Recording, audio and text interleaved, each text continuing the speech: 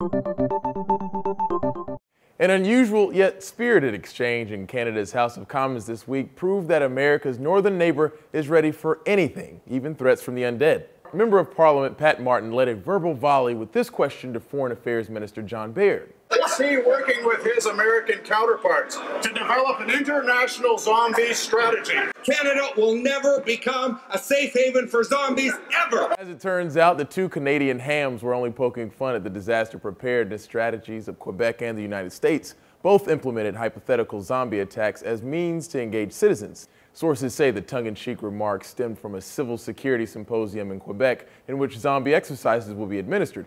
Although using fictional characters might seem silly, City News reports on the logic behind the exercises. If you're ready for zombies, then you're probably ready for any other disaster that may strike. The U.S. Center for Disease Control offered the same refrain in 2011 when they started issuing promotional materials for zombie invasion survival, more simply known as disaster preparedness. So why zombies in the first place? Could the advent of wildly popular zombie-themed TV shows be to blame?